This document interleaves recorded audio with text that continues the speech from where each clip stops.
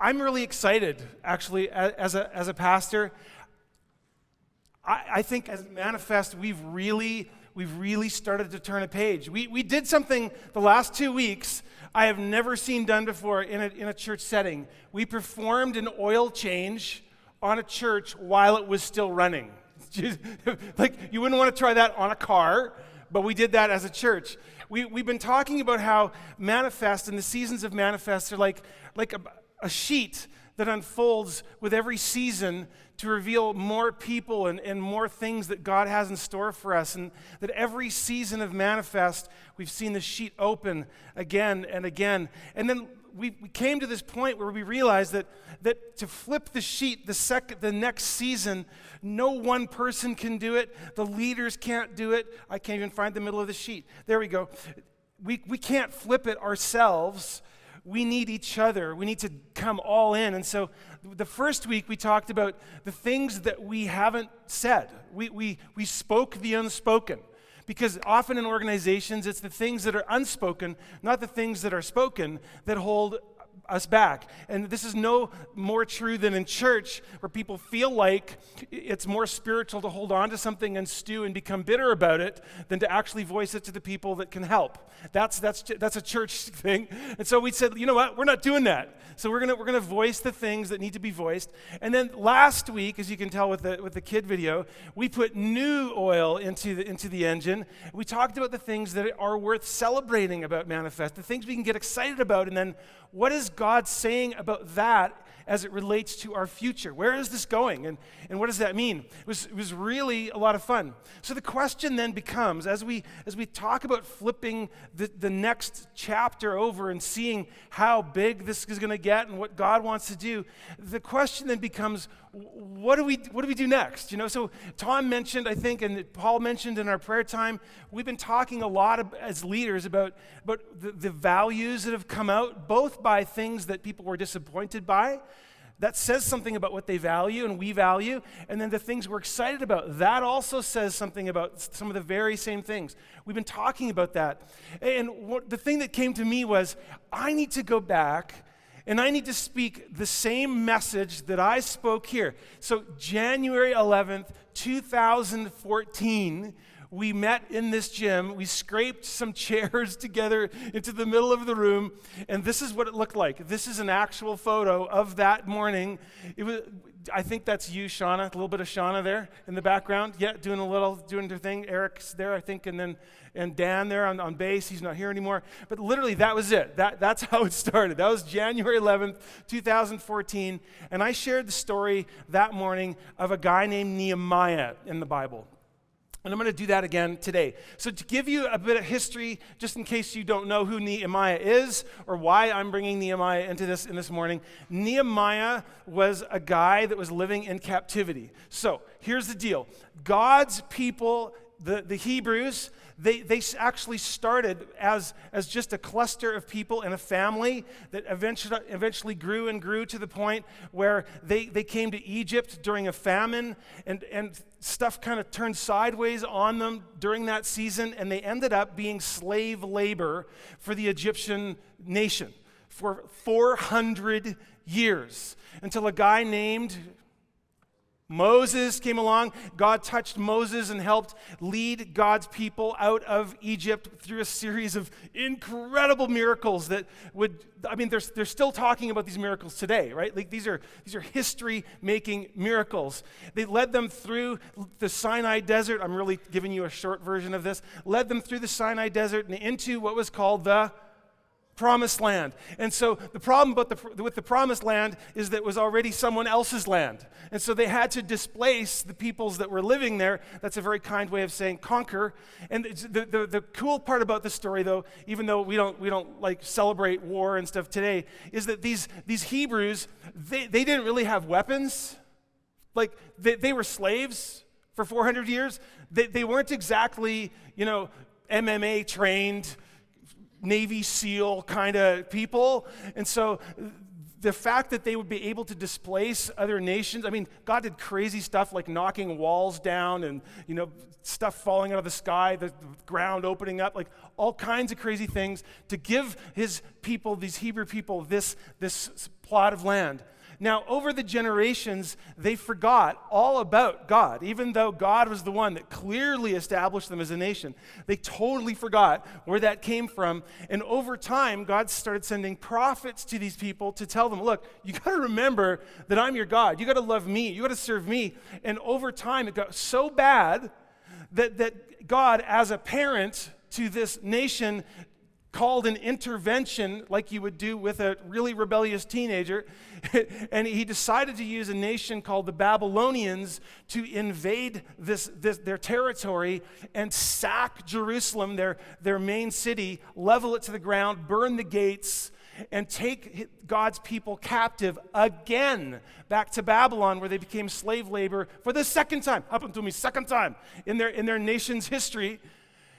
Can you imagine? Think of any nation this has happened to. So in Babylon, they were there 70 years this time. It wasn't 400 years. During that time, a guy named Nehemiah found himself in a position serving the kings of these nations. Now, the funny thing about big nations that come in and take everybody over is they always get taken over eventually too. And so during this 70 years, the Babylonian Empire was like taken over by the Persian Empire. I know this is complicated, okay, but I've got to give it to you because it's kind of in the text I'm going to share with you today. And so Nehemiah found himself as a cupbearer. He would taste the drink that the king was going to drink before he drank it to make sure it wasn't poisoned. That was his job, so that he would die instead of the king, for a guy named Artaxerxes, king of the Persians. Okay, so this is about 70 years into their exile. Most of the Israelites are living in this land, wondering if they're ever going to come home. The prophets are starting to speak about going home. There's a remnant living in Jerusalem, which again is completely leveled at this point. It's decimated. There's nothing left of it, just heaps of rubble and holes in the wall and all kinds of stuff. So Nehemiah is living like a generation and a half into captivity. It's probably all he knows. Or he's an older man and he's trying to remember. I can't remember exactly his story. But what happened is this.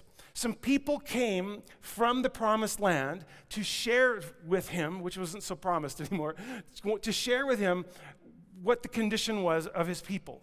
Because here he is living in the palace, and let's be honest, he's probably not going to drink that many poisoned drinks in his lifetime. And you only have to drink one that's poisoned anyways, right? So it's really not a very hard job. So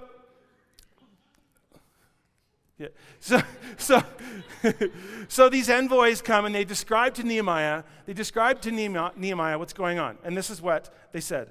They said, those who survived the exile and are back in the province are in great trouble and disgrace. One of the reasons was without a major population and an army and a government, all kinds of roving bands and warlords were staking claim to parts of the nation, and it was chaos. Chaos. Okay? So they're in great trouble and disgrace. The wall of Jerusalem is broken down. Its gates have been burned with fire. And so Nehemiah, when he heard these things, living in this cushy palace, I sat down and wept, and for some days I mourned and fasted and prayed before the God of heaven. So fast forward a little bit in the story. Nehemiah feels a burden from God that he has been called to change the situation. He's not waiting for anybody else. He senses from God, it's time to do something. So he actually asked God, please give me favor with this king, because he's not supposed to, as a servant, be asking anything. You just drink your drink and be quiet and sit in the corner. If you don't die, I'll drink it next. That's your job. So he actually approaches Artaxerxes, and Artaxerxes notices that Nehemiah is depressed, right, this one day. So he asks him what's wrong. So Nehemiah tells him what's going on. And Artaxerxes, you have to remember, was not the king that took the Israelites out of the promised land. So he's got no vested interest or he's not threatened by them or anything. He's just inherited this slave class of people, right?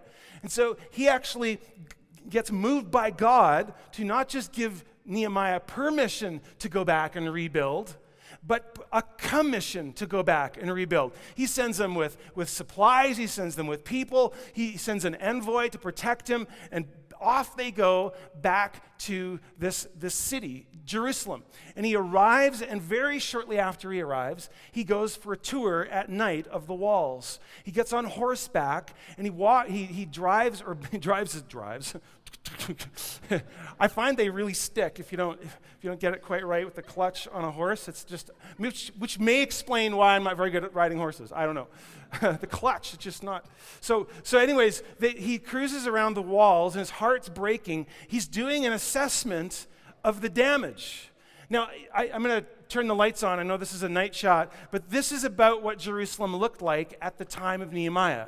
Not nearly as big as it is today, and even as big as it was in subsequent times after that. But here Nehemiah does this tour of the walls of Jerusalem, and again, his heart is heavy. He very quickly comes to the conclusion, I've got to rally the people to build the walls. We've got to get the walls back up. Now, Tom and I were joking about this week. In today's politically charged climate, talking about building a wall is maybe not the message I want to send. But especially in medieval times and before that, walls really were survival. So if a people didn't have a city that was a walled city, they had nowhere to retreat to. What walls did is it kind of put a boundary around a culture so that it could thrive, so that you could build things that would last. So literally it became a symbol of a thriving culture. Without walls, you don't have it. And even the people that lived outside the walls, you can see in that picture, if there was a siege, they would come running inside the walls, and there was safety. So the first thing Nehemiah says is, we've got to get the walls back up. Now, here's where this comes around to us. All of the people living there could have looked him in the eye and said, you don't understand. We're in survival mode here. We're just trying to make life work. You don't understand the pressures that I face. And we're putting, like, all our crops kind of thing, all the fields and stuff, they're roving bands, they're taking from us. We're constantly having to defend ourselves and watch our backs. And then the other families, we're competing for space. And there's all these squatters and warlords, and you have no idea. We are in survival mode here. But because it was a physical reality in Nehemiah's day, he didn't have to argue with anybody. Everybody knew, yep, let's get the walls back up. In other words, let's do something together that is bigger than what we are doing on our own. Here's the thought. You never get out of survival mode by focusing on survival. That's the temptation. It feels like the right thing to do. It feels like the only thing to do. Circle the wagons and focus on survival, but if you focus on survival, that's all you'll ever have is survival. The way that you find your way out of survival mode is to give yourself to a mission bigger than yourself, bigger than your family. Because they realize that if these walls come together, we have something now that can last. A place where we can thrive. So he says to them, you see the trouble we're in. You know it. You've been living here, right?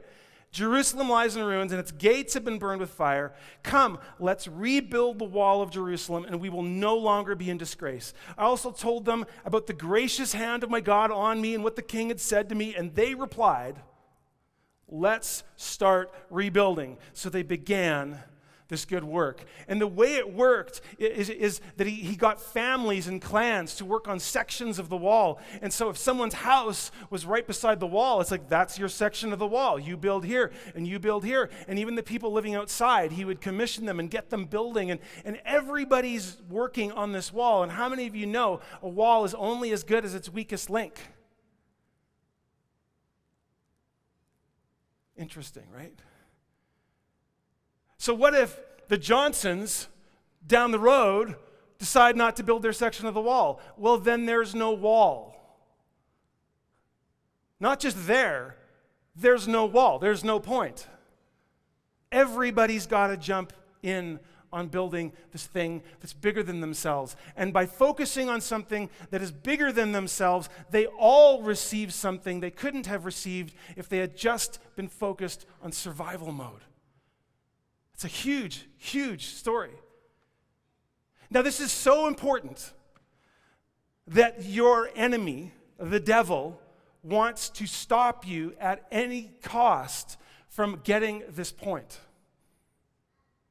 The moment God's people get it together and get it in their heads that they can do together this mission thing that God has given us, and that together we can do more than we can do apart, and that we need each other, let's build something together that our children can enjoy and our children's children can enjoy. The moment we get that picture, the enemy gets nervous. So what happens in this story? Predictably, these warlords start to get their game on. They're sort of like, oh, no, you are not rebuilding this wall. So one of these guys was a warlord named Sanballat. And by the way, archaeology has actually confirmed his existence. We found like parchments or scrolls or whatever that was written on at the time that actually call this guy out. He actually lived during the time of Nehemiah. So it's really cool. So when Sanballat heard we were rebuilding the wall, he became angry and was greatly incensed. And he ridiculed the Jews. And in the presence of his associates in the army of Samaria, he said, what are these feeble Jews doing? Will they restore their wall? Will they offer sacrifices, rebuilding their temple, right? Will they finish in a day? Can they bring the stones back to life from the heaps of rubble burned as they are? And then another guy gets in on it, Tobiah the Ammonite, who's at his side. He said, what are they building? Even a fox climbing up on it would break down their wall of stones. And the fact that Nehemiah wrote this down means the word got back. This mockery is happening all around them. Mockery discourages us. That's the point of mockery. Mockery is designed to stop you from pressing through. It's like when you're working out at the gym for 6 months and someone makes fun of what still has to get done, right? That you still have a pot, or you're not really making any gains, or like someone teases you. Remember, or in high school this happened? The purpose of it is to make you stop doing what you're doing. That's the purpose of mockery. And the enemy wants to do things to stop you from leaning in, getting out of survival mode, and leaning into the big story that God is telling. He's saying, just focus on your own family. Just focus on your own life, your own job. You're in survival mode. And anyway, look at this. Is this really going to become something that's going to reach thousands and thousands of people? Really? Do you really think so? How long has it been since we've doubled and tripled in size? What do you think? Do you think it's really worth it? Where does all the money go? Like all over and over and over again. He's mocking because he knows what it can become. This is what he does.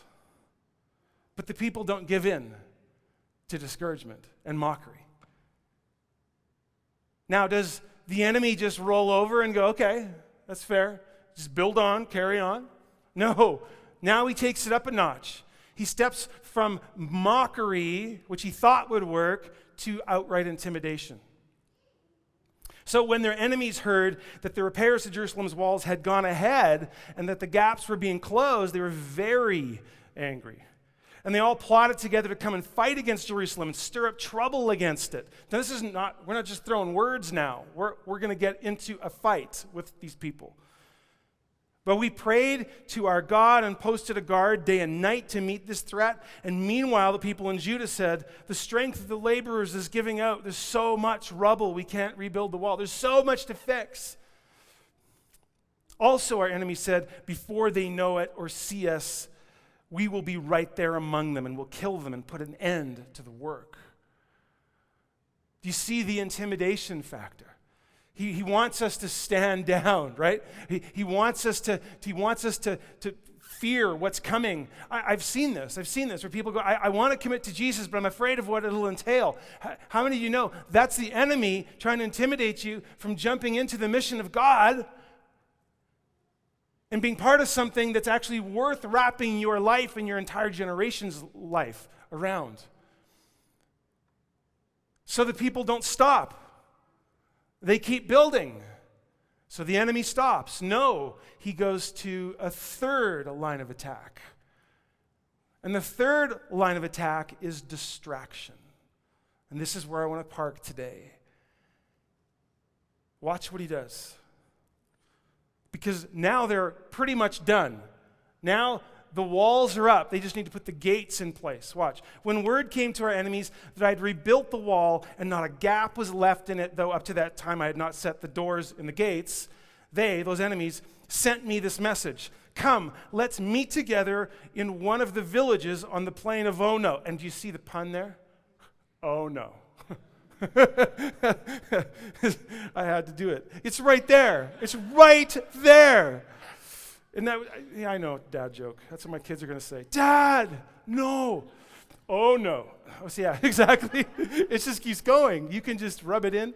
Okay, so here's the thing. So they're not intimidating. That's not working. The mockery's not working. It's not discouraging them. They're going to complete the project. So the only thing he can think of is to lure Nehemiah down from the city into the plains. Of course, they're going to lay a trap for him, but it's a distraction. Even if they're going to have, let's just have some meetings. Let's just talk for several years. You know, like let's talk this out. We can work this out. But they were scheming to harm me, so I sent messengers to them with this reply. And this is what I want us to hear today. His reply is, I am carrying on a great project and I cannot go down. I will not come down. I will not come down to your level. I will complete the project that God has given me. I will not just abandon the mission that God has to get out of survival mode. I will not just focus on saving myself. I will complete this project. Why? Because so many people are depending on me. I can't even see all of the things that this will ripple out into. But how many of you know there are people still living in Jerusalem? That little wall that he rebuilt got covered up by another wall and another wall and another wall and another wall. And there are people still living there today because Nehemiah would not come down. He finished the project. So they were scheming to harm me. He says, I can't go down. Why should the work stop while I leave it and go down to you? Why would I dignify this distraction? Now, can you see why I spoke this in the very first meeting, gathering of Manifest in the very beginning? We're carrying on a great work, and we're going to have to focus. We're going to have to sacrifice. We're going to have to resist the mockery of the enemy, the intimidation of the enemy, the distraction of the enemy. And we're looking for an army of people that say, I will not come down. Now, imagine if you've ever moved into another house. You've moving into another house, and you've got little kids with you, okay? You got little kids, and you've moved into another house, and you're all excited, and you get there, it's 5 p.m., and you get into the house, and you realize none of the light fixtures are installed. They're all sitting there in a pile of rubble and wires, and it's going to be dark in a few hours. And your kids are running around, and they're testing out their new rooms. Daddy, come and look. Daddy, come and look. Mommy. And you're like, no, we better get the lights hooked up. So you get the ladder out, and up you are, and you're screwing stuff in, and you're using the morettes, and you're testing it, and you're putting the lights up. And Daddy, come down. Daddy, come down. Come see my room. I can't come down. Like, I know you don't understand right now. I'm really excited about what you're excited about, but unless I get these lights in, you're going to be very afraid very soon. As soon as it gets dark, we're not going to be able to see anything. You have to go to bed early. Then it becomes clear, okay, you stay right there. You just finished that. So just imagine how many times you'd have to say to your little kids, I can't come down. I can't come down right now. I can't come down right now. I gotta finish this project. And it's not because you don't love your family, it's because you love your family. That you have to stay up and you have to do what you're called to do.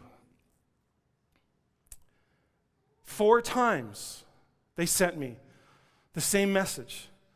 And each time I gave them the same answer. Over and over and over again, the enemy will tempt you to come down from the group mission to focus on your own projects. And I understand. Look, I have my own projects. I get it. What I'm saying is this. Nehemiah wouldn't say, don't feed your family. This is all we do for, 52 days. They finished in 52 days. What he's saying is, take what you're doing and what God's doing in your family and build that into the larger story. Come, bring your son. Let's help on the wall. Right? Yesterday, Stephen was at the Break a Lego event with his 2 boys, and he was a judge, and his boys were 2 judges at this Break a Lego event. He brought his kids to help build the wall. That's what was going on.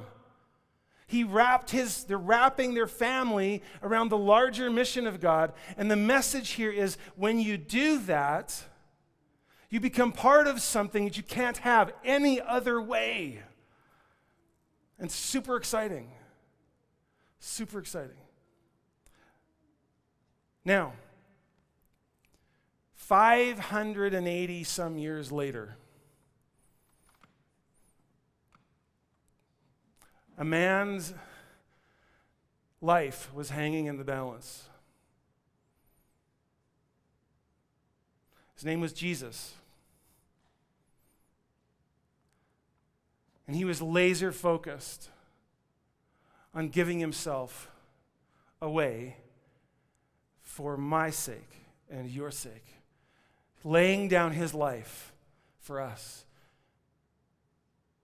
When he calls us to his mission, God goes first, and he starts with blood. And he's on that cross, and he's bleeding out. And watch the similarities. Those who passed by hurled insults at him. They mocked him, shaking their heads and saying, "Come down from the cross and save yourself." In the same way, the chief priests and the teachers of the law mocked him among themselves. He saved others, they said, but he can't save himself. Let this Messiah, this King of Israel, come down now from the cross that we may see and believe. The temptation of the enemy has always been, when God calls you up, come down, come down, come down. Aren't you glad Jesus didn't come down? Jesus did not listen to the temptation, didn't listen to the mockery. In the Garden of Eden, didn't listen to the intimidation of the enemy. He said, no. These are not his words, but these are his words. No, I am carrying on a great work, a great project, and I will not come down. People are depending on me, not coming down over my dead body. Because Jesus refused to come down, he finished the work that his Father gave him to do, and you and I have salvation in his name if we put our faith in Jesus today. And he calls his followers in the spirit of Nehemiah to recognize that there is a far greater work going on than just the work of as a dad or as a husband. Yes, there's my family. You should know, I'm a family man. I love my family. Sean and I have dates every Monday morning. I invest in my family, but we've wrapped our family around the mission of God because we know that what we're building together is far greater and is far more reflective of God's kingdom mission for us than anything we could do on our own. And the only way to get out of survival mode is to stop focusing on survival and to give yourself to the mission that God has for us.